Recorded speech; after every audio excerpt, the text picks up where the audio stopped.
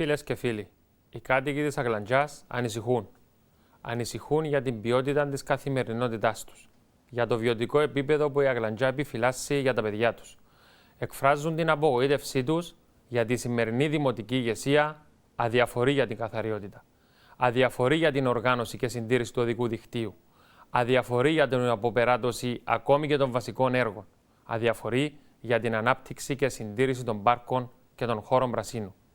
Τα τελευταία 5 χρόνια, δυστυχώς, ο Δήμος μας δεν έχει να επιδείξει ούτε έργα, ούτε ανάπτυξη. Και όμως, σήμερα, πιο επιτακτικά από ποτέ, έχουμε ανάγκη για μια σύγχρονη και οργανωμένη πόλη, με έργα υποδομής και ολοκληρωμένο οδικό δίκτυο, με πεζοδρόμια, πεζόδρομους, ποδηλατόδρομους, παιδικές χαρές, με λογοδοσία, ταχύτητα και ποιότητα στην εξυπηρέτηση και τις δημοτικές υπηρεσίες, με αξιοποίηση ευρωπαϊκών προγραμμάτων, η οποία μέχρι σήμερα είναι μηδαμινή.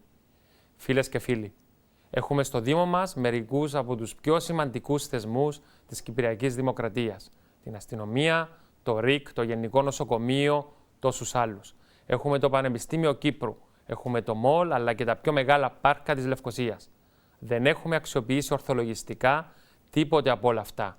Το μοναδικό έργο που ξεκίνησε, έστω και καθυστερημένα, η αναβάθμιση των λεωφόρων μας γίνεται πρόχειρα, χωρίς σχέδιο, χωρίς συνεννόηση με τους δημότες και τους επαγγελματίες που ασφιχτιούν και ταλαιπωρούνται.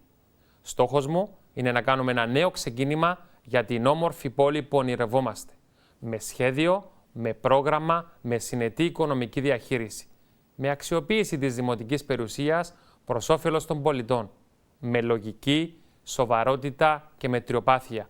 Χωρίς φωνές και ξεπερασμένες μεθόδους για να κάνουμε τη διαφορά, εκθέτοντας με σοβαρότητα το πρόγραμμά μας στους πολίτες.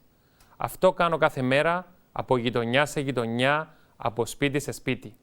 Φίλες και φίλοι, στηρίξτε την προσπάθειά μας. Στις 18 Δεκεμβρίου ψηφίστε για να αλλάξουμε σελίδα στην Αγλαντζά, να ξαναβρούμε την αισιοδοξία μας και την προοπτική μας στον τόπο που αγαπάμε. Σας ευχαριστώ.